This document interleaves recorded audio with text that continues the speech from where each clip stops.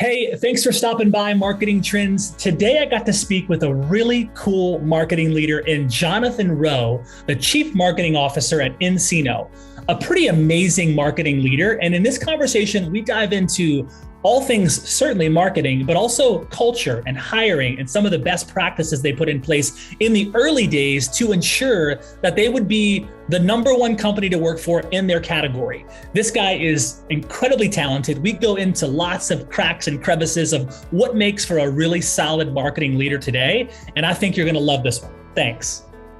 Hey everybody, welcome back to Marketing Trends. This is your host, Jeremy Bergeron, Vice President of Media Strategy at Mission.org. Thank you for stopping by. Today, we have an incredible guest. We've got Jonathan Rowe, Chief Marketing Officer at nCino, in the studio, not live, but in the studio via Zoom. Jonathan, how are you today? I am fantastic, Jeremy. Thrilled to be here. Dude, I'm excited to have you on the show. We had a prep call with you and some of your team last week. And when we have an opportunity to connect with the guest prior to the show, for me, it always sets it up for like a really nice transition. And so I love the time we had. I want to brag on you a little bit, Jonathan, because the responsibility you have is great and your story seems really interesting. And so just for the listeners out there, other marketing leaders and CMOs. So Jonathan, as I mentioned, he serves as nCino's Chief Marketing Officer. He helps fuel the growth for the worldwide leader in cloud banking. If you don't know nCino, they have like over 1,200 financial institutions on their cloud banking platform. They're massive. And Jonathan and his marketing team are responsible for a bunch of things: global branding, PR, conferences, creative design, digital product marketing functions. And this is interesting. Jonathan also, as CMO, oversees nCino's recruiting team and all employer and culture functions, which is amazing. He's been at nCino since year one, and I want to get into the path and getting there too, because that's real interesting. But Jonathan, dude, I love your background, and I think this is going to be exceptional. So first question, just for context for our fellow CMOs and heads of marketing out there, or marketing in general, where are you from? So the short answer is I grew up in Connecticut. My adult life is in North Carolina. I spent time in Boston for grad school, New Zealand for a PhD. Wow. Okay. Okay. Well, you mentioned some places I want to go. One, New Zealand. I have not been there. Do you recommend that a stop off in New Zealand? Jeremy, I would actually, when we get off this recording, I would book your ticket. That's how amazing New Zealand is. Okay. Nice. Okay. So I'm curious about your background, because as I was kind of researching you a bit and kind of seeing your path according to LinkedIn, if you will, I saw you spent time at IBM, project manager. Then you got into the director for UNCW Center for Innovation and Entrepreneurship for like six, 7 years. Then it looks like you jumped over to nCino almost 10 years ago. Now it says you were director of research, which I think that's still happening now. And then now, of course, CMO. I'm just curious about the path there of like, because to me, it's like nCino, big brand, lots of people doing big things. And then you have this incredible opportunity to join and be the marketing leader there. How did that unfold for you? Great question, Jeremy. I must admit, I'm always uncomfortable talking about myself, so I'll try to make this as quick as possible because I'm pretty boring. But yeah, my first job at a college, right, was at IBM, which great company, great corporate experience, and I think it's important as for all of us as you sort of build your career, you figure out what you like and don't like, or where you fit and don't fit. Because I think a passion to me. One of the things with marketing that makes people successful is when you believe and have a passion for what you're marketing, right, and what you're representing.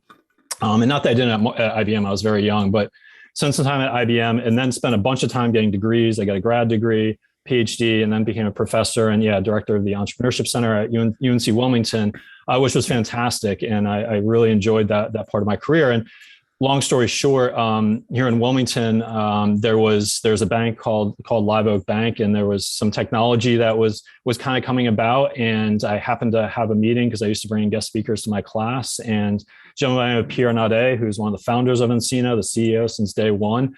I met with him. First time I met him, I was expected to be talking about interns because as a good professor, I want to make sure I help students with their careers. And literally 5 minutes into breakfast, Pierre asked me, what could he do to have me join nCino, which at the time was literally, weeks old with I'm not even sure they're customers yet. And so I stepped away from academia, and it's been an incredible journey. And I think the one thing I would add to that, I think too, for all the listeners and marketers, because it isn't about me, but I think one of the things that's really made this marketing team special that I'm part of is we have a mix of different backgrounds. It's not just everyone who comes from marketing. We have people who were new in their careers right out of school, folks who have incredible PR background, folks who come from totally different industries and backgrounds in marketing. And I think it's that collective combination that's really worked. Like, I always joke, if you were to hire a CMO, maybe now I'm more of a better applicant, but if you were hiring a CMO years ago, you wouldn't have thought twice about me. I made no sense. Wow. That's really cool. I love that. I love this, serendipitous event, not really according to maybe your plan, but starts to kind of unfold in this really cool way. And all of a sudden there's the door that opens of this opportunity. And you didn't know that stepping into that door would certainly lead to some really cool experiences. So when you started, so you were like marketing team of one, like when you joined nCino, were you like the first person on the marketing team? Yep. Oh my gosh, that's awesome. Yeah. Okay. So just in terms of like marketing, like, being a marketer and like having, like being a tactician and being able to execute marketing campaigns and build these things out, had you already been doing some of that prior? Or was this literally like, hey, I want you to come, I want you to learn in mid-flight while we build this thing? What did that look like? Yeah. So I signed up, left academia, literally my first day, again, Pierre, I walked into what was literally a corner of a building with a table with 10 of us around it. And Pierre said, we need somebody to do marketing. You should do marketing. And that's kind of how it started. And so, we have a saying at nCino, which I love, which we hire for attitude and train for skills. So I would like to think I have a great attitude, but I've learned a lot along the way, Jeremy. And I think to me, I've been, again, blessed with some interesting experiences, but what I appreciated more was I never expected an academic background to transfer necessarily to a startup and now a high growth company. But I think, marketing is really about educating, right? You're educating a lot of stakeholders, whether it's partners, whether it's potential clients, whether it's customers, whether it's investors, whether it's your employees. And so that to me was a very early realization that really it's about education. And so that was kind of a helpful start for me. Wow. That's really cool. I love that. Just the way that unfolded is really cool. So in terms of kind of how you approach marketing now, like, is there a certain way that you approach it? Because you have this cool background, it's weaved and twisted, and now you've been there almost, 10 years. How do you approach marketing now? How do you view that? Wow, that's a great question. I will do my best with the time because there's so many things that I've learned and mistakes that I've made. But obviously, it goes without saying, it starts with the team, right? And it varies, right? I've been a team of one, I'm now a team of over 80 people. And so, your role evolves as a company evolves. And so, but I think it's always very important for any marketer to have that experience of sort of on the front lines, right? The nuts and the bolts of marketing early on. And so to me, there's a lot of things obviously that have changed. You and I have talked about that, right? Things that have changed from a marketing perspective, but I think some of the fundamentals are still there. I mean, first and foremost, who are you selling to, right? Like, make sure you truly understand your target market. It sounds so simple, but when you understand who you're selling to, you can then ask yourself the next 2 or 3 questions, which is, where do those people go? What do they look at? What are their interests? And that's even before you get to what is your message. And so it's really, again, and that transfers to digital, it transfers to conferences. So I think that's one. And then the second, and then I'll pause for a second, is it's not about you, right? It's not about you. It's not about your company. At the end of the day, so we sell to financial institutions. I know those financial institutions, those executives, all those people who work at the institution, they get up every day. They care about their institution, they care about themselves, and they care about their clients. And so as an organization, if you're getting up and saying, hey, look how great we are, nobody cares, right? How are you adding value? How are you making somebody's life better? How are you making their stomach happier, right? How are you saving them time? How are you making them more efficient? How are you making their customers happy, right? Fundamental questions. And so those would be kind of the 2 things that I would step back and think about about, I know we'll talk about brand because I have a lot of passion around that as well, but it's really understanding your target market so you can then define what do they look like, what do they interact with, how can you reach them, and then thinking about your message from an empathetic standpoint in terms of the value that they're going to derive, your end customers, from what you're trying to do versus making it about you. Were there early kind of marketing leaders that you turned to back in the early days, or, were there resources that you kind of went to kind of begin to build the marketing toolkit there? What were some of the things you did in the early days to just help inspire you, put you on the right path? What did that look like? Great question. I wish that this podcast was around, Jeremy, because that would have helped me a lot. But I think, for me, it was a couple things. I think about Salesforce, right? So nCino's partnered with Salesforce. We use their platform. We've worked with them since the beginning. I think something that really stood out to me with them was just the energy and enthusiasm their users have for the company and the software. And so, it really, you want to create raving fans, right, of your product or your service. And so that was one of the things that stuck very early on with me, and seeing in Salesforce, and we've talked about Mark Benioff, the founder there.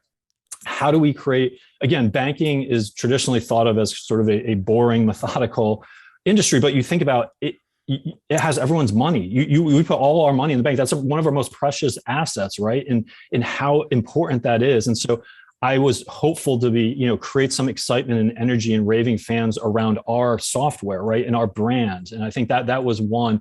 Another one I think of is what I'll call is SaaS, which is also a software company, German based. I remember this is years ago. They did a whole ad campaign. It was around all the different companies that use SaaS. It would be a very simple poster or an image of, say, BMW, and it would just say use a SaaS. And so to me, again, back to what we just talked about, have your customers tell the story for you. Because again, at the end of the day, if you can't tell your story good, then you're not a good marketer. That's table stakes. But getting your customers to stand up on a stage, to be captured in a video, all of those different things, to have a press release, to talk about how your software has benefited them, how it's helped their institution in the partnership with your company. That was number two, is really focusing on the customer. And then I think the third one, and then again, I'll pause. I think about Apple, right? You think about all the events and things that Apple does. It's a production, right? It's not just somebody going on stage to go through a bunch of bullet points from a slide. It is every little thing is a production. And obviously they're announcing products and they've created a great ecosystem. But again, as a startup company, when you're small, you want to look bigger and you want to build reputation, you want to build credibility. And so when you go on stage, again, I'm still astounded, even virtually these days, all these slides with all these words, right, that people go through, and that's okay, but that's average, right? You really want to think about a production. So those would be some of the things that sort of I've leveraged or thought about. Wow, that's great. Those are great brands, and of course they lead the way in a lot of ways. And I like how you kind of attached early on to some of these brands and saw what they were doing. What are some of the big wins? Think year one. I kind of want to think at that in the early stages, because look, you said yes to the opportunity to join. That doesn't mean that it's going to be successful. That doesn't mean this thing is going to ever go anywhere. Clearly, you fast forward to where we're at now. It was a good move. What were some big wins for you as the marketing leader the first year? What are some of the things that you established, priorities, things that you put in place where you're like, okay, we're starting to hit some base hits. We're starting to hit, were there some big wins that you're like, wow, we got something? Or did that come later? Great question. So a couple things. And again, I think about, all the different stages, right? And all the audience. So one of the first things I did, and I don't know if I won't put you on the spot to make you guess, Jeremy, because it's maybe one of those crazy things, but I joined nCino not to be part of a small 10-person company, right? We really wanted to change an industry and build a global company. And so literally one of the first things I did was put a sign on the wall. And I can grab it here if we have a second. Yes, actually, yeah. You want me to grab it? Yes, okay. yes, definitely. This is awesome. Oh, wow. Everything we do represents $1 billion brand. Oh, I love that. Wow. So I literally put that on the wall because, again, I think this is true of any bit, even if you're a small business, what do you aspire to be? How do you want your employees thinking about every day when they walk in or take a phone call or make a product or do a service delivery? how do you want them thinking about your business? And so to me, one of the things you realize in marketing is you don't own the brand, right? You're a steward of the brand. You may help set direction for the brand, but your employees own the brand, your customers own the brand, right? Your partners, like all these different people. And so to me, in those early years, to your question, I wanted us to look and feel like $1 billion company. And so that started with having a website that just didn't look like a website we threw together. And some of these things take money and they take time and they take research, but to do it right, you want somebody, especially nowadays. I mean, it goes without saying, a website is equivalent of a storefront nowadays, right? And so you should spend the time and hopefully the money in doing that, because that oftentimes is one of an individual client's or prospective client's window into your business. And so it also went to me, I mentioned sort of the customer stories, but also public relations. And I think this is true even of local businesses and smaller markets as it is for global companies. Having others talk about you and cover you and talk about your product and all those things, that is more powerful. And so we invested in a PR agency. Literally the first investments we did was a website, a video about our company. As soon as we could get a customer and get a story, we did that, but also a PR firm. Those were some of the initial things. Wow. But also that sign to me, and by the way, I can talk about that sign is now $30 billion because we passed $1 billion. And to me, I'm also a firm believer, if you paint the target of what you want to be in your mind and what you represent, I believe that's half, if not 3/4 of the way to getting there. Man, I love that. That might have been my favorite mic drop moment on this show. I'm sure Aaron's in the background being like, yeah, that was awesome. And also, I think, from our perspective at our company, we're growing and things are moving and we're kind of in the early stages of a lot of explosive growth too. And that's very meaningful for us as a team. And so I love how you put that vision on the wall of like, hey, just in case you ever forget, like, this is where we're going and this is the reality. Oh, and by the way, fast forward, we're well beyond that now, which is really a testament to, man, having clarity of vision of where you really want to go and then getting buy-in. How did you get buy-in from everyone? Because one thing is to be the guy or gal that, is put the cool stuff on the wall that's inspiring, but that doesn't mean you're going to get buy-in. How did you actually begin to get buy-in from all the stakeholders throughout all the team, in those days? It's a great question. I think it was a couple of things. One, it was to make sure everyone realized what they do matters from a brand and reputation standpoint. I think of simple examples. If you're working in a restaurant, the cook in the back, like the food that they're making, washing the dishes, like all of that matters. And so if they understand and see the value that has and what that represents, people take more ownership in what they're doing. And so at nCino, every line of code that's written, like that matters. Every email we send, our support team sends to customers, or every interaction they have, that all matters. Sending our accounts receivables on time, right? All of those things. And again, they're simple things, but they all add up. And so to me, it was really explaining to everyone that their role in representing the brand and how important that was. And then two, and we can talk a little more about this. I know you've already brought it up. Maybe in a little bit, but recruiting and cultural brands. I think that was the other thing. We really defined core values at nCino in terms of what, something simple, which is do the right thing. It's so simple, but that value has been with us since day one as employees, which is if you think there's something that either we're not doing right or you see an opportunity to do something. I'll give you a great example. Like we had somebody travel recently, and they were at a customer site and they found out, a customer had sort of been dealing with some difficult things, and they just went out and bought them a gift card for dinner, right? To take care of their family one night so they don't have to worry about food. And some companies, you have to get approval, you have to do things. And I understand, right? That's money and it all adds up in different ways, shapes, and forms. But let me tell you, doing that, it's the right thing to do, no matter if they buy software from us or not. And so I think it goes back not only to making sure everyone understands their role in building the brand and what the brand is supposed to represent and what you want it to represent, but secondly, having values that are meaningful for employees at the company. Love this. So good. So I think you're at a really cool space in your career, Jonathan, where you can speak to, some of the most senior CMOs that I know we've connected with. We've had brands across the Fortune 500 on, and the tenure of the CMO always kind of varies. I think you might be, if I'm correct, you might be the first CMO that has been at a company for that long in that marketing leader role.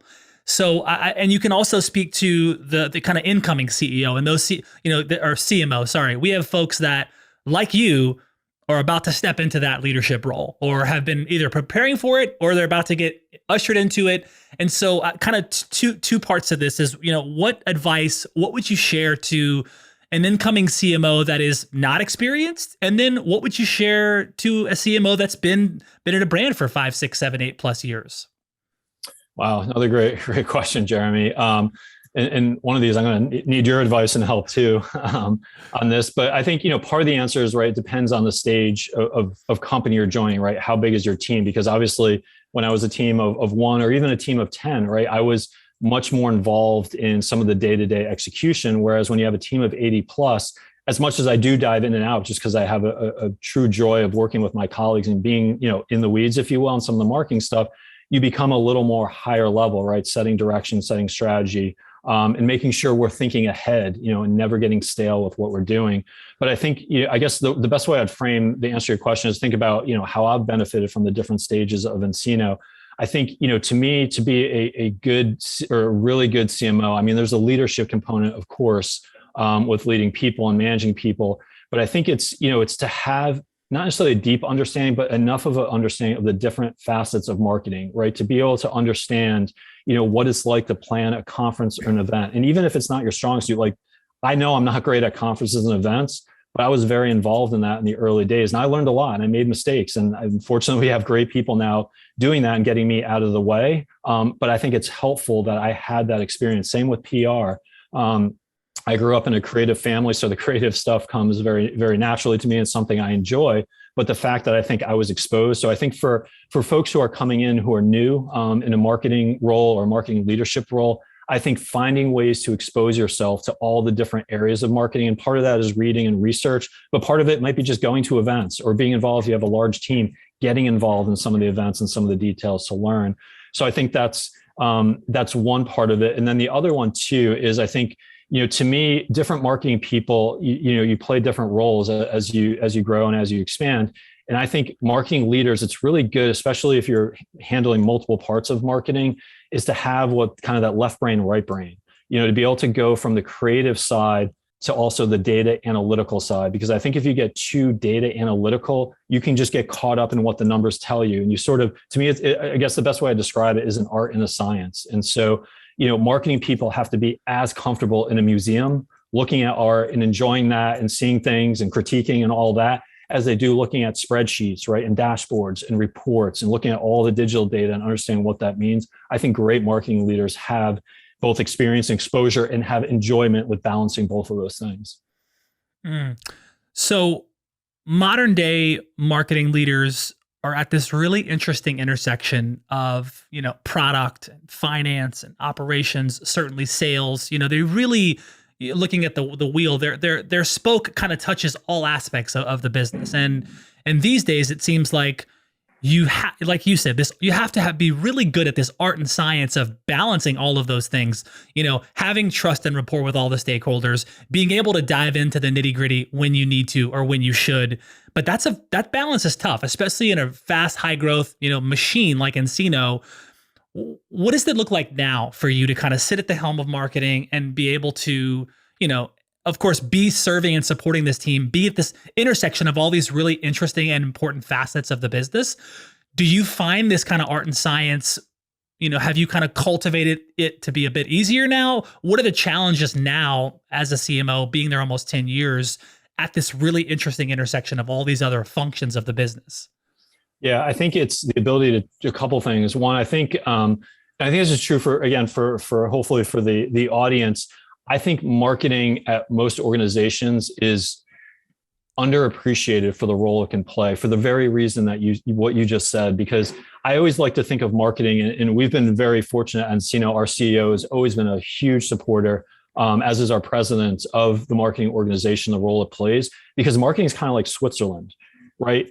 To your point, we have all those interactions with all the stakeholders internally and externally.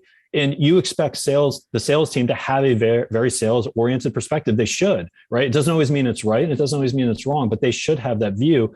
good marketing organizations see all that and get all that information in, and they're able to provide very objective and often very strategic points of view. And so I think it's been great at nCino. I think it's one of the reasons for our team's success and the impact we've had is marketing. It plays that role. We have a voice, right? Because we are very objective. So I think that's part of it. And then the other thing too is, again, in those leadership roles is the ability to switch gears, the ability to, it's almost like, and again, I'll go back to kind of the museum spreadsheet, but it's the ability to be looking at a spreadsheet while you're in a museum and looking at the art at the same time and be able to switch gears and think about what does that data mean while also saying, gosh, that image, I'm not sure it looks right, or it's too busy or has too much information. And then be able to go from a digital conversation to a conversation around a conference and events that you're planning, or a conversation around a press release or an article, or prepping somebody to give a presentation, a webinar. The ability to constantly switch gears, but also not control things and dominate things, but to empower, advise, and coach and educate. I love that. So in terms of just like marketing to banks, right? Because to me, there's got to be a whole host of challenges in marketing to banks. And so thinking about some of the maybe biggest challenges, like what is maybe one of the biggest challenges in marketing to banks? Like where are their concerns and how do you kind of address them in your messaging?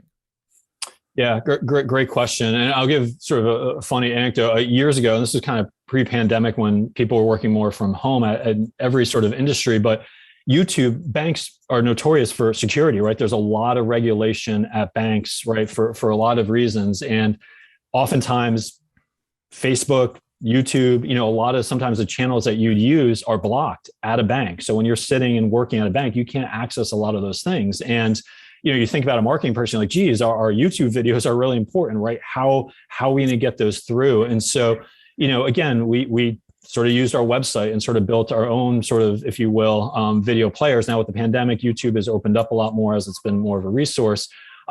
So I think one is it's back to understanding your audience. What channels do they engage with? What channels they interact with? Bankers, I shouldn't say surprisingly, but they tend to still read a little more. And so, in a lot of industries, you may say, I'm not going to write a document that's longer than 2 pages because nobody's going to read it. And I think that's true universally, but I think in banking, folks are still reading, a good deal of information, and they also like research. And so for us, it's really from a customer perspective, especially again, I think the pandemic has influenced a lot of different things, but it's being a thought leader. It's really understanding our ability to, again, not go to a bank and say, hey, we know how to do things better than you, because obviously you never want to do that, but to go in and challenge and share research and share data, because now, to your point, now that we've built up 1,100 customers, we're learning a lot around the industry, and how do we share that back to the point about what we talked about with Salesforce, kind of creating this community of raving nCino fans where, again, we entered an industry where a lot of the banks are competitors and they used to never talk to each other. And here we are, almost 10 years later, and we bring together all types of institutions that compete against each other, that have employees go between different places, that even are across the street from each other, and they're all kind of sharing best practices. And so I think, again, kind of the long answer to your question is, one, it's really about kind of highlighting those customer stories, right? Being honest about an industry, and also challenging your customers, right? Because your goal is to help them and to understand, again, not from just that selfish, hey, we want to sell something point of view, but from an industry perspective, where are things going? What's changing in the industry? What do you need to keep top of mind? What is it about nCino that, in the way that it's operated, that's helped it win, the trust of Wells Fargo, for example, right? I mean, Wells Fargo, massive, amazing brand. We had their CMO on this show, I think last year. And you talk about an organization, a financial institution at scale, and winning the trust of a brand like Wells Fargo. Like, how was that? How are you able to do that? Great question. I think obviously Wells Fargo, and huge fan of what they're doing. And they've also had to navigate a lot of challenges over the last few years, right? And I think when you have an organization that large, you have so many different moving parts, it's hard sometimes to get your hand around that. And so I think, to me, what I think for us was really, I think Wells Fargo, and again, I'm sort of paraphrasing here, but I think, they're trying to move forward, right, with what do they represent for all of their clients and for the future of their organization, right? And to go back to being a leader in the industry. And I think they looked at nCino from a sort of, I think it was as much about the product as it was about us as an organization.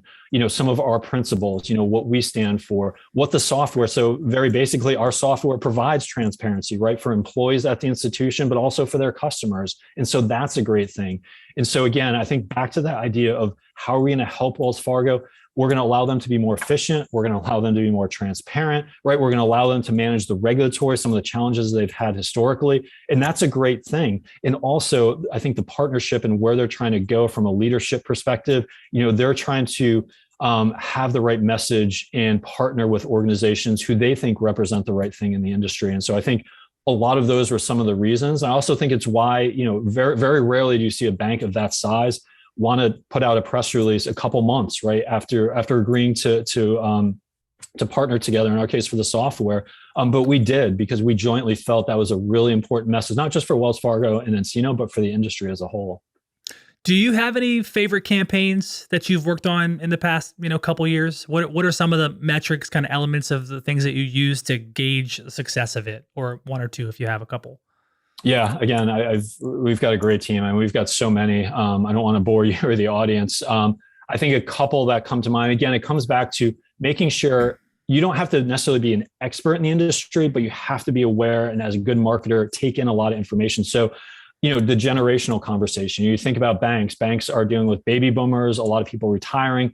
They're dealing with people graduating college who are unsure about checking accounts. They're dealing with all these sort of challenger institutions and folks like Amazon and Apple creating credit cards and disrupting the industry. And so you've got a lot of these different things. And so one of the things we did a couple of years ago that was really helpful is we really focused on the different generational gaps. And again, we're talking about marketing, target market a number of times. Well, we want to help our banks understand the different segments within the different generations and what people care about, what millennials versus Gen Z versus Gen Y, which versus baby boomers. And so we put together a ton of research. We worked with a number of third parties and experts to do that. And we ended up with we would get invited to speak at banks, some of our existing customer bases. We went and spoke to their boards. We'd get invited to speak at conferences and events, again, not as a paid, and not to go up there and say, hey, look how great nCino is, but to go up there and talk about this really important thing in the industry that we thought would help banks. So I think that was one. Two is probably more recently. Again, every marketing person is thinking about digital, and the same is true for financial institutions, right? They're thinking they want to make sure that you, Jeremy, if you want to have any interaction with the bank, you should be able to do that on your app or online, as if you want to go into the branch or not. It shouldn't matter. And so how do you think about that, and how do you target your message? And so when you think about when we went through the pandemic, there was a lot of the PPP loan program, which was getting government funding to small businesses through financial institutions. I was just blown away by how quickly we pivoted. I mean, you think back to probably where you were literally, March, a little over a year and a half ago, into where we are now. I remember when that happened, how quickly, and all of a sudden there's this sort of freeze with financial institutions. Well, we as a marketing organization immediately adjusted our message to very much focus on the small business and banks, and how can we help them with a lot of these PPP loans. And we did that within days. And again, it's an extraordinary thing. And the measurements were wonderful and the impact was wonderful. But I think that also goes back to being a great marketer. You have to be able to pivot and adjust. You can't just assume the way things have worked for you historically are going to be the same, are going to work for you going forward. And you have to have your ear to the ground about what's happening in the industry to be able to change, and have a team that when they see that, they change with you collectively.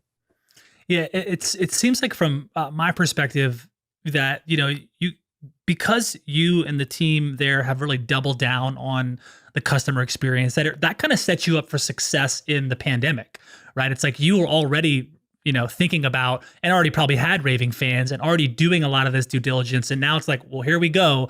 Now we really got to double down on customer experience. There's a line on nCino's website that speaks to the company's commitment to ensure a customer-centric approach. When it comes to kind of catering to this experience, customer experience, we've talked about this a little bit today, but I'm curious are there any kind of unique ways that you're doing that you're actually catering to the customer experience? Yeah, no, it's a great question. I think, reputation and trust is one of those things that takes a while to build and is very easy to lose. And I think, for us, so if I think about our customer relationships, again, I'm we have great software, right? We have wonderful software that does incredible things. I'm gonna put that aside because it's more than just that. Because it's like any technology, how many times have you purchased a product or an app and you either struggle to use it or you paid for something and it doesn't feel like you're getting the value from it? Have you ever proactively gotten a call from somebody to say, hey, how can I help you get more value from your product? And, obviously we're a B2B business. We do have some B2C thoughts with how we do things, but primarily we're a B2B business. And so we spend a lot of time on what we call customer success, Jeremy, which is one, making sure our users, our financial institutions are using the technology they purchased, and also helping them understand as an institution, how do they benchmark against other similar institutions? How are they performing? That's really, really important data to have. I think that's one part. And then two, and this goes back to marketing the brand. I want raving fans of nCino, right? Because of our software, because of our people and company, but also because of our brand. And a great story, and this is stuff that's happened sort of organically. There's a financial institution in sort of the Midwest, and there's somebody at the institution who's called nCino Man. And he literally dresses up. He's a banker. He works for the bank. That's and awesome. He dresses up in this costume with this cape, and he's called nCino Man. And maybe he does this virtually now, but before the pandemic, he ran around the office, right? He'd do this every couple of weeks to create awareness about the software within the bank because they want to use it, right, to get value. And there's always things like, everyone talks about swag, and yes, swag's important, but take it a step further. We did socks, branded socks way back in the day. I've got my toboggan, now that we're getting into winter, yes, I've got my nCino. That's awesome. Put this on for special occasions, fun things like that. So it's that combination. So the long answer to your question is, one, from a customer perspective, make sure that they're getting the most value from what they purchased from your product. And that's being proactive in that and giving them that information.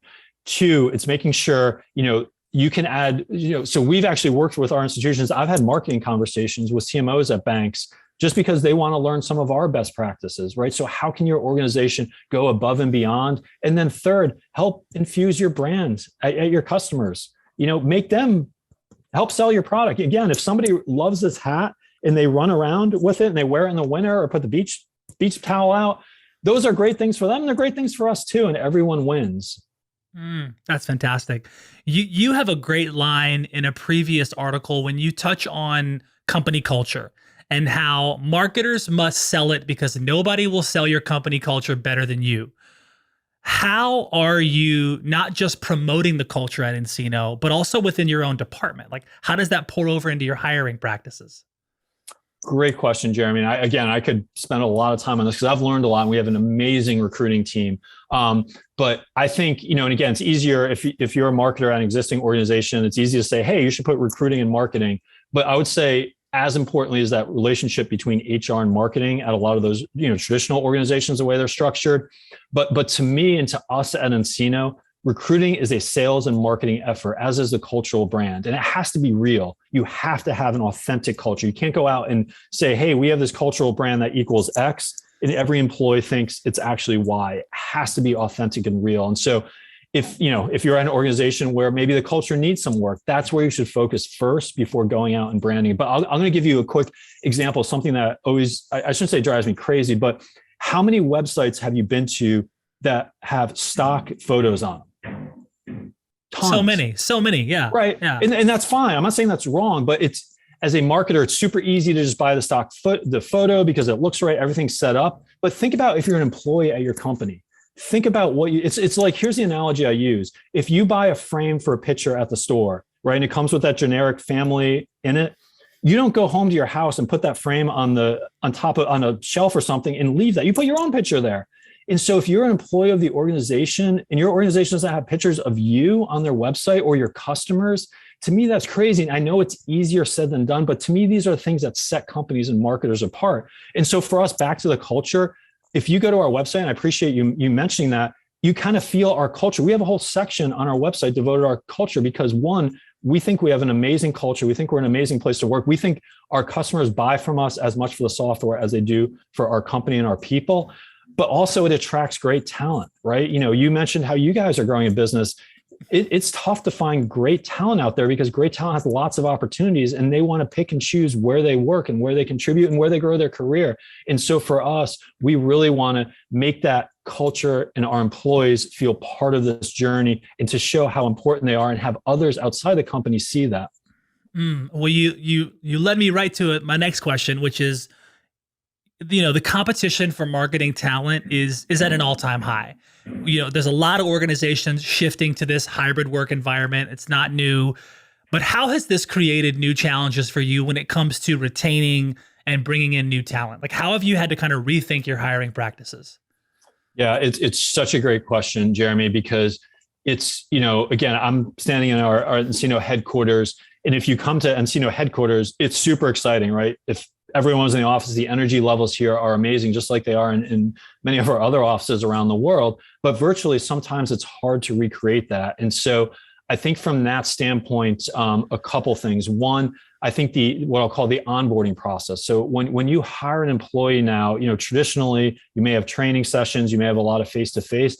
How do you help onboard somebody virtually, right? How do you go about that? How do you make them feel part of the brand? So, very quickly, and these are examples to me of what a great marketing team we have at nCino is after the pandemic hit, we started sending swag boxes. And I've got an example. I'm going to grab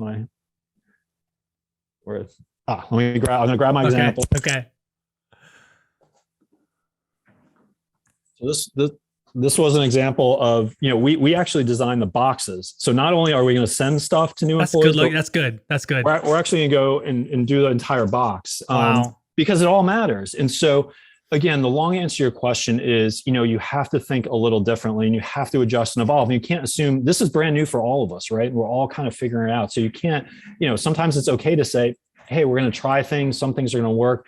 But I think, from an onboarding perspective, making sure as best you can make that experience as equal as it would be if everybody was in person. I think that's really important. And how do you get your culture to come across, over a screen? And it's that passion, right? And it's having, again, you could be interviewing anyone at nCino, and I feel very confident they would tell you about our 6 core values and how important our culture is. And that, yes, that's a part of marketing, and I think we've helped build that, but it's because it's authentic and people feel that from the day they start talking to us. Our recruiting team, as I mentioned, recruiting to me is sales and marketing. When our recruiting team gets on the phone or sends a LinkedIn message or has a conversation, they're thinking about how can I show this person how awesome nCino is for them as a company and why they'd be better off for their career coming here. And so again, long answer to your question, because I could ramble on for a while here. I think it's making sure you have that new employee experience, have a lot of marketing touch and feel throughout, not just an HR experience, but a marketing experience as well. Thinking about the communication, thinking about little things like boxes and things you can send people that have the brand as part of it. And then also from how do you track and hire great talent, you need to have a great culture and you need to have a reason, just like you have to have a reason why people are going to buy your product. You have to have a reason or reasons why somebody's going to join your company. That's awesome. And clearly, the proof is in the pudding. When you get the American Banker #1 place to work recognition, culture's got to be a focus of the leadership. It's clear that, nCino is an organization that doesn't just talk about culture. I can tell, certainly from this interview, that this is something that's infused in that organization, and that's really beautiful. So I'm not surprised to see the momentum that you're experiencing. And I would say too, one thing I'd add, Jeremy, again, as I think about the audience here, because it's such a great discussion, is to walk away and say, as a marketing team or a marketing individual, how can I influence and help our cultural brand? Because it is so important in becoming more and more important. Yeah, and it's like, it's so easy to zoom in to all of what's the strategy, what are we building? What are we measuring? And then all of a sudden we'll zoom out and actually, what about the culture and and really it's just so important, not just paying lip service to that. And I think that's really valuable. And I appreciate that.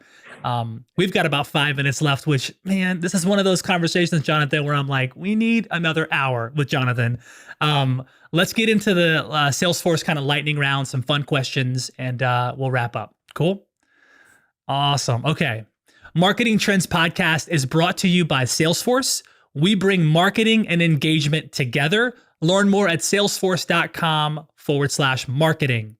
Jonathan Rowe, Chief Marketing Officer at nCino. Question number one, what did you enjoy most about living in New Zealand during grad school? Sheep. That's amazing. Full stop, sheep. Okay, Yeah, I love it. No joke. Where I lived, I had 3 sheep in the backyard. It's amazing. Love Okay. them. They're great. Sheep That's are fantastic. What do you do to actually keep up with trends?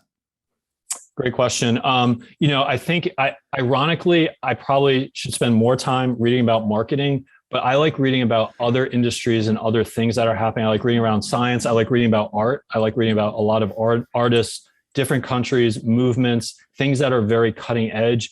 I like things that stimulate my mind, right? And do a couple things. I think validate what we're doing, challenge me, and challenge our team to think differently, and also educate. I learn every day. That is one of my goals to continue learning. I'm a sort of put me up for the lifelong learner category, but I constantly want to learn. So I think it's not just reading in one area. I like to read in a lot of different industries around a lot of different people, and back to that kind of art and science mentality.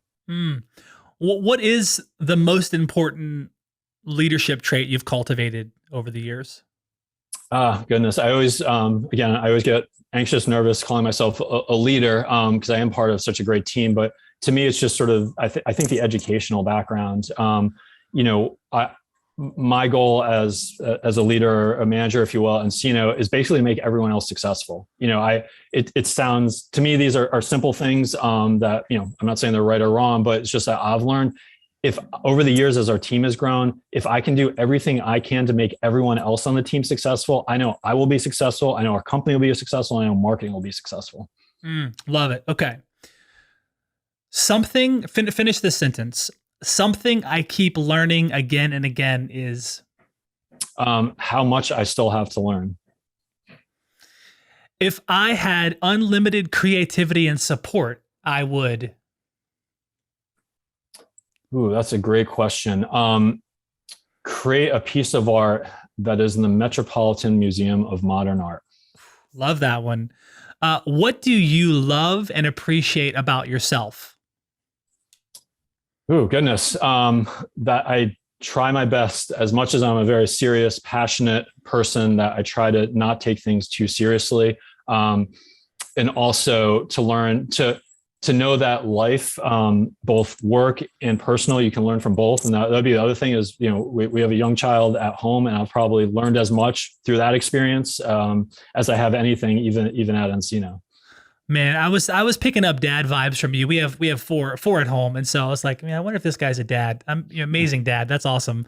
A time when I made a powerful choice was. Great question. I think so. An example would be, I mentioned that, early on, I was involved, obviously, in some cases, doing a lot of things in marketing. And I probably realized a couple things very early on. One, that I needed help in events and conferences, and I needed help in public relations and media. And I think, it's sometimes, if you're somebody who's kind of a perfectionist and driven, it's sometimes hard to say you need help or know, there's areas of weakness. And for me, the decisions at those early stages of nCino to bring in folks who had conference experience or had PR experience and just were awesome additions very early on to the marketing team may not sound like a big deal, but to me, they were big deals because there were really those moments in time for us that made a big difference. And those wonderful people are significant leaders in marketing at the company still. I love it. Okay, I'm holding my last 2 questions in my hand. You tell me right hand or left hand, and that's the question we're going with. Ooh, from my direction. By the way, I still want to hear how you manage 4 kids, because that in and of itself, and this podcast and mission is impressive, Jeremy. So Indeed, we're going to flip this around in part 2. Okay. Let's go right. Okay. Few people know that I like to blank. Few people know that let's see. I guess, well, people know I like to paddleboard. I actually like to do tinker with stuff at the house. I love, as I mentioned, I love learning. And so there's probably nothing that I don't enjoy doing. So I actually spend a lot of time pulling seaweed off our dock. So no joke, I'll tell this quick story and then I'll stop boring everyone. We had what's called a king tide on the coast here the last few days because of the new moon and storm off the shore. And there was a piece of wood that was bumping against our dock, and it was bothering me. So this morning at 6:30 a.m., approximately 10 minutes after the sun came up, I got into the water up to my chest, which was 60 degrees. Oh my To gosh. get that board out of the water and get it on land, because it was bothering me that I was banging the dock. So I don't know if I guess that's some insight into how kooky I am, but it was a great way to start the day. Oh, that's amazing. I love it. Awesome. Jonathan, this has been a truly exceptional conversation. Man, truly like one of my favorites. And thanks for making the time to be here today. This was awesome. I really would love to do a part 2 with you in 2022. If we can make that happen, such an honor. Thank you for being on the show. Anytime, Jeremy. You're an all-star. Thanks for having me.